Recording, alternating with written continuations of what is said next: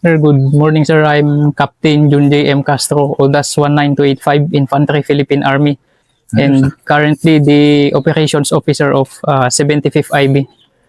So, unang ano ko dito, sir, nag-report ako dito sa 75th IB noong 2018 after graduation sa PMA. Nga pala, sir, I'm a member of PMA Class 2018 and Scout Ranger Course Class 218, sir. That's 2022. So, nag-report ako dito, sir, sa 75th IB noong 2018. And then, yung ano namin, sir, is area of operations ng 75th IB pa dati, sir, is dun sa may Bislig yung battalion headquarters, and then parts of Surigao del Sur and Agusan del Sur yung ino-operatean namin, sir, against doon sa weekend, ano na siya dati, sir, weekend guerrilla front 14. So from 2018, sir, kung matatandaan nyo, sir, yung nangyari dati sa New Tubigon po, sir, yung isang detachment doon na halos ma-overrun, and then may mga PAW pa. So yun yung unang ano namin, sir, na from December hanggang ano na, sir, is continue yung paghabol-habol namin dun sa ano, sir, sa group na gumawa nun dun sa New Tubigon po, sir. Hindi, kwento mo nga muna as a backgrounder yung PAW na yon. Kasi nga, nakwento rin ni Luna yung mga nakalaban nyo ba? Yes, sir. So ang ano talaga dyan, sir, ang unit na involved is yung sa 3rd SF Battalion po, sir. So sila yung may operational control ng New Tubigon na detachment, and yung 75th IB po dati, sir, is isang brigade lang po kasi kami, sir. So after nung nangyari, sir, ng December, nagkaroon ng brigade operations po, sir. So kami 3rd SF sa 75th IB, 26th IB, so doon na po nagsimula yung ano, sir. So ang inoperatan namin dati, sir, is dito sa may parts ng Andap, ano na po, sir, Andap Valley. So yun sana yung ano, sir, yung unang ano ko din noon, sir, eh. Parang pag ano kasi sa atin, sir, pag December, di ba, may ano tayo, sir, mga Yuletide breaks, mga ganyan, sir. So dahil dun sa nangyari na yun, sir, is canceled yung ano, sir, yung Yuletide break ng 401st Brigade pa dati, sir. So tuloy-tuloy yung ano, sir, yung operations namin, sir. So na ano yun, di ba? Ano muna tayo, intermission. Ganyan kasi ang sundalo, eh. Anytime yan, kahit na pino-foresight mo na may break ka na, kung may mission, accomplishment muna ng ano, sir, ng ano mo nga yan muna. Kasi bagong graduate ka, yun lang yun, eh, di ba? Yes, sir. No alibay, talagang kailangan mong gawin pa rin yung ano man, kahit di ka makauwi sa pamilya, di ba? Yes. So yung ano naman, sir, yung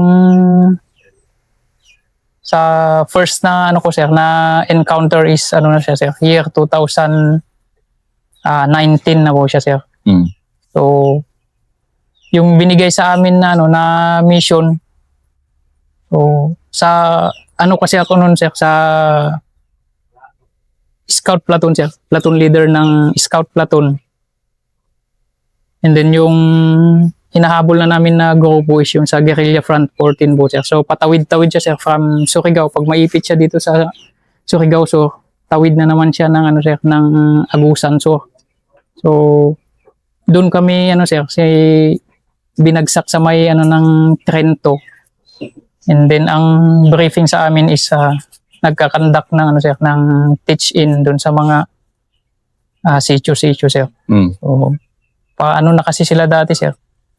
Maliit na yung forces nila, so kailangan nila mag-recruit ulit ng ano, sir, ng mga sasampa sa kanila. So nung unang ano pa lang, sir, unang first day ng ano namin is nasundan na namin yung ano, yung binigay na unang objective sa amin is pag hit namin, abandoned ano na siya, sir, abandoned enemy encampment.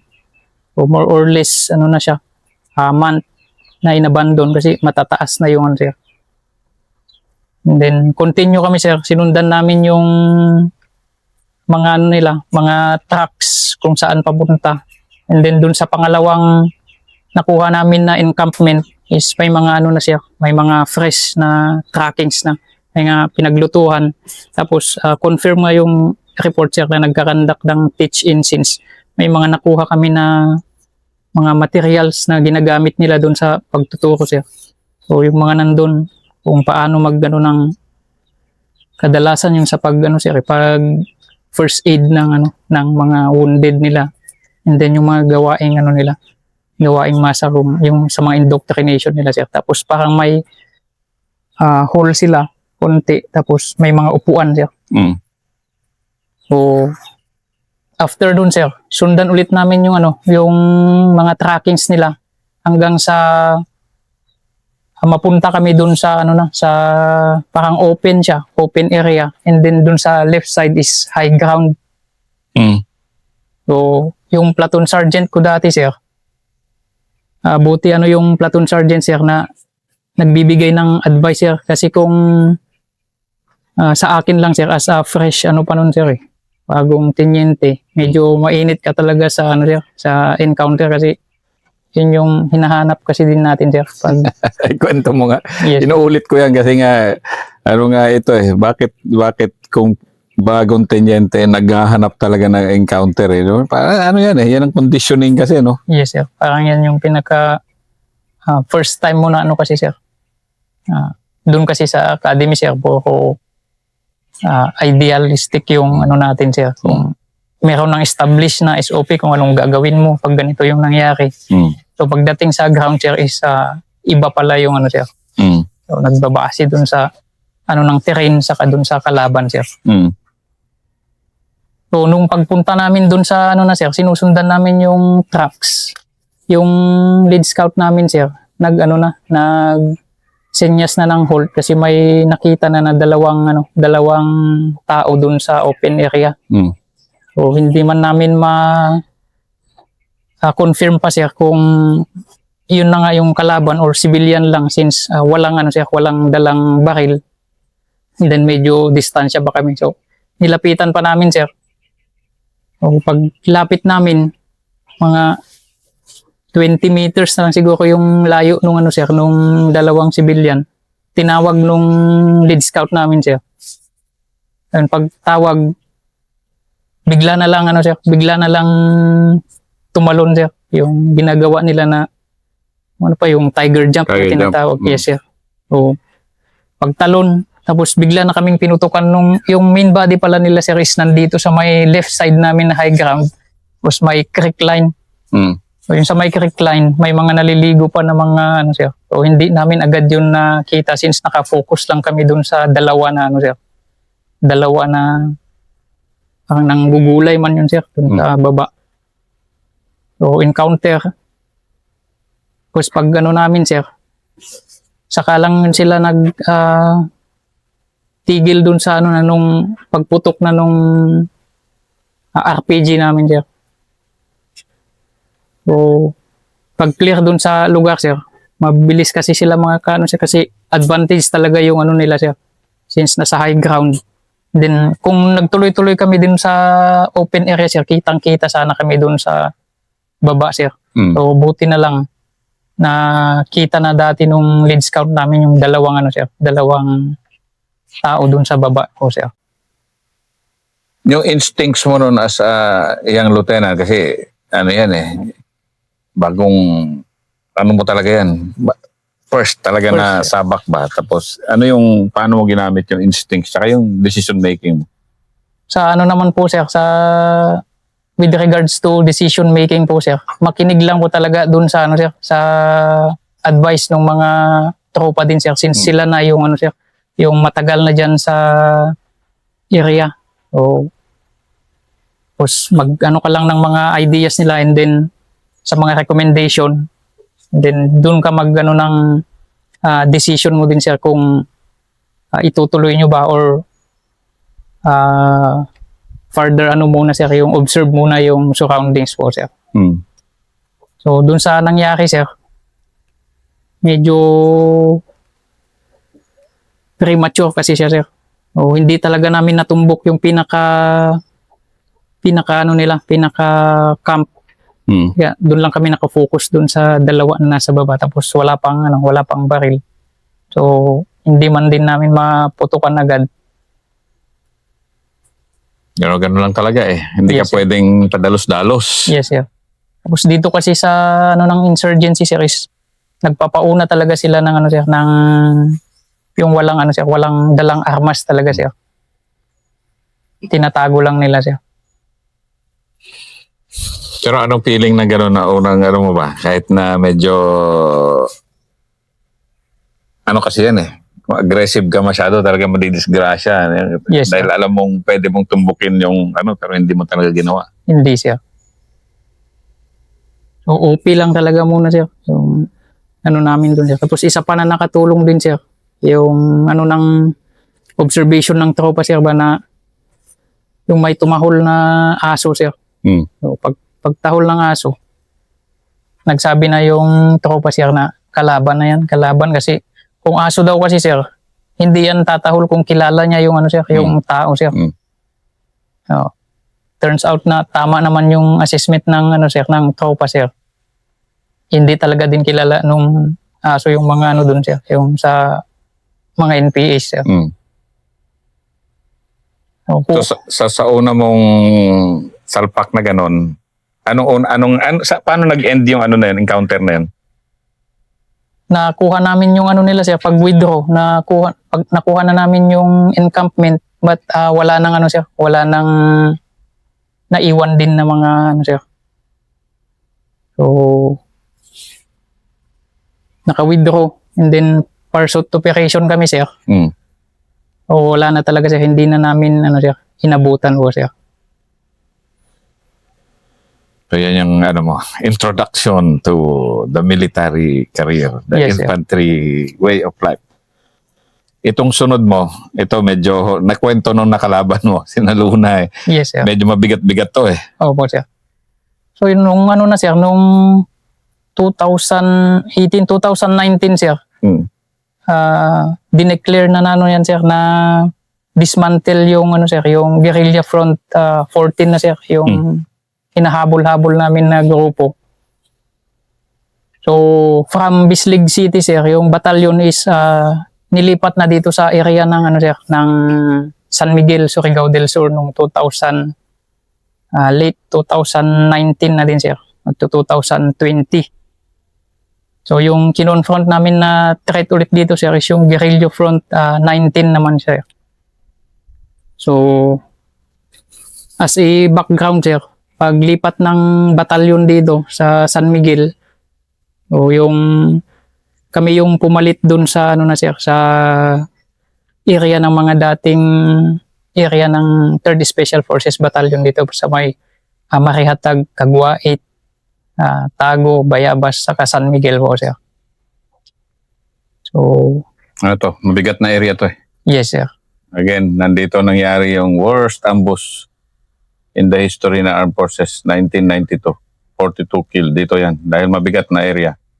Kung sinabi namin mabigat kasi na area, maraming kalaban, marami silang masa. Mabigat dahil yung challenge namin, talagang ibang level. Yes, sir. Sige. So dun sa may naman, sir, prior dun sa naging encounter namin nung 11 May 2021 na po, sir, is nung February 2021 ng February 2021 po, sir.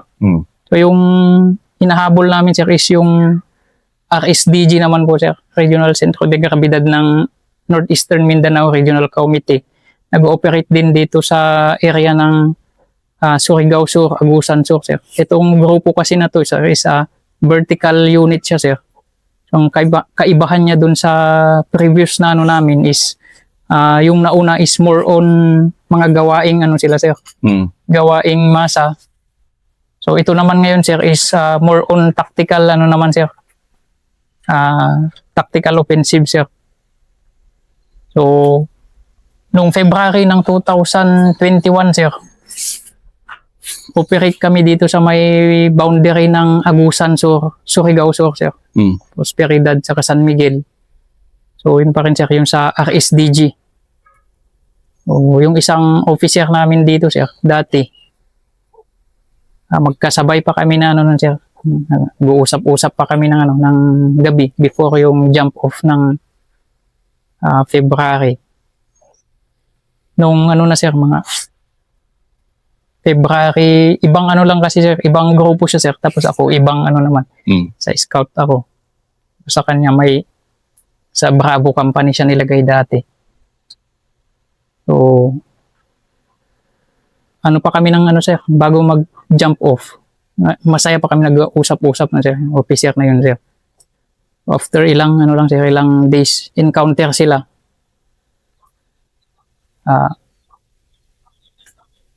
Unfortunately, sir, yung officer na yun, sir, is sir,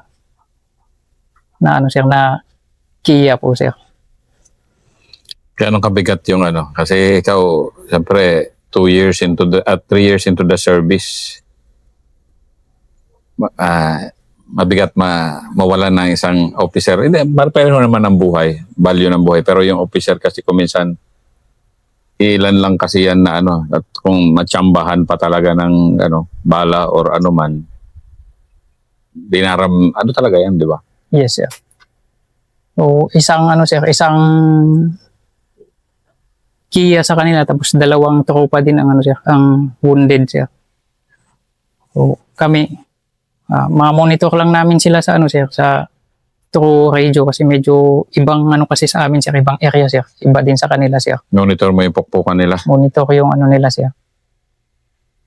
So, hindi nga, ikwento mo nga yung namomonitor mo yung ongoing na laban na wala ka doon. yes, sir. Anong feeling nung gano'n? So, parang din, sir, na gusto mo na ikaw sana is maka-support agad dun sa sir, sa encounter na grupo, sir. Lalo na pag namin na report na sir, na may ganun nga daw, sir, may Kia tapos wounded po, sir. So, parang mabigat sa sir. Tapos yung officer pa na yun, sir, is medyo close ko din, sir. Ngayon lang ako makarinig kasi ng gano'n na kasi sa frequency naman kasi ng radio frequency ng isang batalyon, isa lang. So kung napapabakbak yung isa at naiipit, dinig na dinig mo talaga. Marinig mo man, sir, yung pag nila, sir. Tapos according to sir, siya pa yung nakapag-request pa ng call for fire doon sa sir, doon sa encounter site nila, sir. Pero after that, sir, wala na, sir, na yung radyo. Tapos hindi na siya rinig doon sa sir. Tropa na yung nagkukuman doon sa sir, sa dala niya na section po, sir. Yeah, rest in peace. Sa officer na yun, huwag na nating pangalanan din. Pero actually pwede pangalanan to honor his memory ba? Dahil yung mga ganyan, yan talaga yung ganyang buhay. Yan yung bayani, di ba? Yes, sir. Yan yung namatay sa gera. Mga ganon na pangyayari, di ba? Na mabigat talaga. Lalo na kung iba kasi yung lalim ng Band of Brothers, no? Yes, sir. Kwento mo nga. Ang lalim ng samahan ng pagsundalo. Na-discover mo rito. Ibang lalim ng samahan ng magmimista sa PMA, magkaklase sa OCS. Pero dito, sige, balik, muna tayo bago yung encounter mo. Ano yung lalim na ganyan? So, pag na-assign ka kasi dito, sir, kasama mo na yung mga, sir, yung mga tropa niyan. Operations, kahit kahit nga pagbaba, sir, yan, sila palagi yung nakakasama. Mas matagal mo pa silang makasama kaysa doon sa family mo talaga, sir. So, sabay kayo talaga yan, sir, sa lahat po, sir.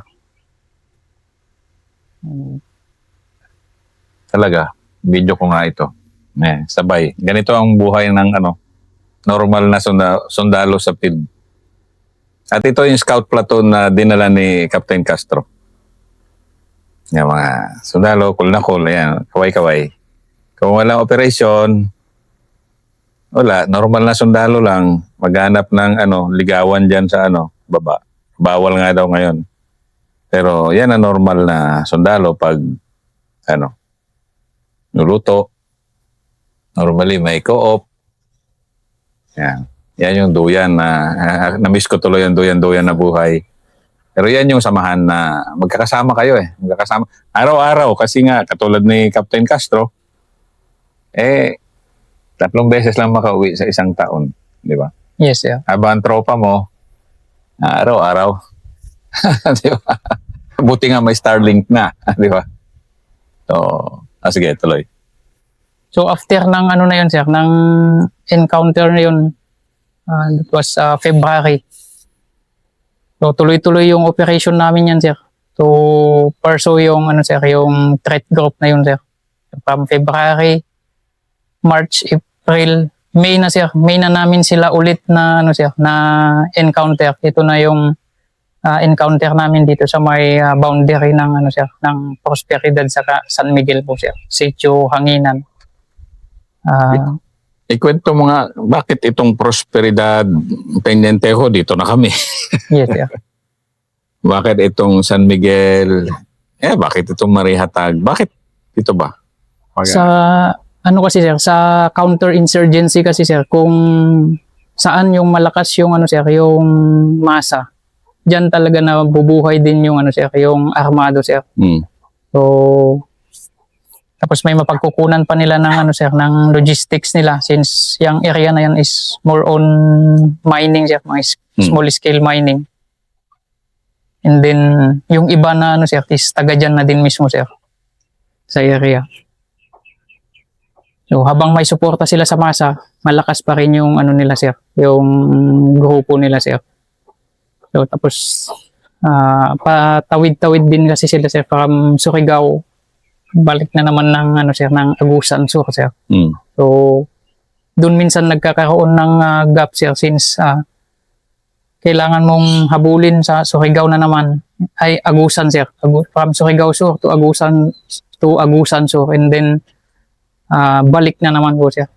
Balik Surigao Sur, sir. So pag nakaramdaman nila na medyo naiipit nila na sila doon sa lugar, aalis na naman yan sila, sir. So doon na namin sila inabutan dito sa may na, sir, Sitio Hanginan na po, sir. That was 21 May o 11 May yata yun, sir, 2021. So ang report sa amin, sir, is parang nag-wave lang sila dun sa first na namin, sir, napasok namin, sir, parang monitored kami. So iniwasan lang nila kami, sir. Nakakating na kami ng Agusan Sur, tapos sila umikot, pabalik na naman sila dito sa sir, sa area ng Surigao Sur, sir. So pagbato sa amin ng instruction na balikan ulit, sir, since ganun nga daw yung sir, bumalik dito sa Surigao. So balik kami, sir, buong sir. So yun pala, sir, pag yung time na yun, sir, yung dala ko na tropa nun, sir, since nalipat na ako ng Bravo Company, sir, yung dala-dala dati ng sir, yung officer na sir, sila na din yung kasama ko dun sa sir, sa encounter na yun, sir. From Scout Platoon, sir, nilipat ako ng Bravo Company. Tapos yung mga kasama dati ni late sir, yun na din yung dala-dala ko na tao, sir. Kaya porsigido din talaga sila, sir, na makabawi, sir. Makabawi. Yes, Ikaw din? Yes, sir. Mas lalo na sa akin, sir. So May, yun yung report sa amin, sir. And then sinunda-sundan namin, sir, hanggang kami sa isang community, sir. Tapos pag namin dun sa community, bigla na lang itinaas nung sir, tinaas nung bata, sir, yung sako na sir, yung white na sako. Medyo na kami, sir, alam na. Oo, sir. Cautious na kami sa namin, sir, since ganun nga yung mga ginagawa nila, sir, pag may dumadaan na sundalo. may mga indication na pag malapit na yung sir, yung kalaban sir. Kasi yung mga masa dyan sir, yan na din yung monitor po nila sir. Mm. Nakausap ng isang tropa sir, yung bata. Tinanong kung ba't niya sir, bakit may nakataas na flag dyan. Nung pagdaan namin sir, wala naman. Mm. O yun daw kasi yung sabi nung sa kanila sir, pag may dadaan na sundalo sir, iangat lang nila yung sir, yung flag po sir. So dun sa namin sir, imbis na diretsuhin namin yung binigay na sir, na objective sir, nagkandak na kami ng sir, ng blocking saka ambush position dun sa possible na dadaanan po nila sir. So alis kami ng sir, ng sitio after 30 minutes dun sa unahan, malapit na dun sa binigay na objective sir. So inabangan na lang namin sir. O patawag ng sir, tawag ng mga key leaders, mga squad leaders saka team leader sir. Nagano kami ng hasty ambush position doon sa sir. Sa may junction na kasi sir. May junction papunta doon sa objective, junction papunta doon sa sitio na pinanggalingan namin sir. Tapos may pababa naman siya dito sir. O parang yun yung pinaka-advantage na na sir. So pag posisyon namin doon sir, so hindi nga kami nagkamali sir, kasi after mga ilang minuto lang sir, doon talaga dumaan yung sir, yung grupo sir. Sarap naman nun. Yes sir. Sarap maka-ambush. Tuloy mo muna. Ambush yan. Yes sir. So dalawang section kami sir, isa doon sa platoon leader namin, tapos isa sa akin sir. So na talaga doon sa may high ground siya, konti. And then lang sir, nag-halt lang kami saglit para sir, kain sir ng tanghalian. And then after a while sir, dumaan yung sir, nauna yung tatlo muna sir. Tatlong armado. Hindi muna sir, pinalampas lang sir. Kasi ang nasa namin, madami sila sir. Yung dumaan, tatlo pa lang. Pinalampas lang namin sir. Then nung sumunod na sir, dumami na sir. Dumami na sila yung dumadaan. Doon na sir, putukan na sir. Anong latag? Anong terrain? Elevated siya dito sir. Tapos may yung pinanggalingan nila na trail sir. Tapos paliko siya sir. Paliko? Yes sir. So saan kayo pumosisyon? Dito sa may elevated na... Doon sa paliko? Yes sir, na area sir. Parang naka-letter sheet talaga siya sir. Walang walang makalabas doon sa sir, sa engagement area talaga sir. So, nung unang ko kasi sir, unang encounter sir, diba sir, may nagpaunan na dati ng tao sir. So parang sayang. Yes sir, na ko na baka ganito ulit yung yan. May susunod pa diyan na mas malaking grupo. So tama nga sir. Pagdaan nung pinaka main body na nila sir, doon na namin pinutukan po sir. So putukan, tapos hindi na din walang ma-withdrawhan yung sir. Pampang na yung sir, yung kabila ng daanan. Ganyang banat Yung mga tipong, alam mo kasi yan yung mga, ito dapat pinapag-aralan itong mga ganito kasi ganito magplano ng ambush, di ba? Yes sir. So pagputukan sir, talunan na sila dun sa sir, sa yung pampang din sir. O ang na lang siya, ang naiwan na lang after nung namin sir is yung mga gamit, tapos dalawang baril sir. Tapos mga blood stains na lang yung sir. Tapos nadala pa nila yung mga wounded sa nila sir. Pero gaano kasaya yung gano'n? Yung actually sa kasi napaka-rare kasi maka-ambush at napakasaya kung maka-ambush ka di ba? Yes sir. Tapos pa sir, high moral pa yung tropa niyan sir, kasi yun na daw yung na nakabawi sir dun sa nangyari nung past sir, months, February sir. Ikaw din yun? Nakabawi ka na rin? Yes, para sir. Sa close friend mo? Yes sir. So hindi man namin na-recover na yung sir, yung mga casualty nila sir, at least nabawasan yung nila sir, firepower, and then may mga reports man sir na mayroon ding sa kanila sir. Anong feeling, ikaw personally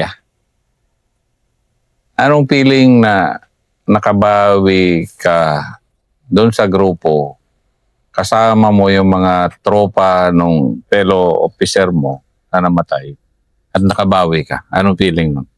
Sa totoo lang sir, parang kulang pa rin siya sir, since hindi na natin, kahit makabawi pa tayo, malagasan pa natin sila sir, makakuha ng armas, hindi na natin sir, maibabalik din yung sir, yung nawala nung previous na sir, na encounter sir. Pero at least medyo nabawasan yung sir, yung bigat na sir, na nakaramdaman din ng tropa, and then dun sa akin na din po sir. Yan ang first episode ni Captain Junjay Castro.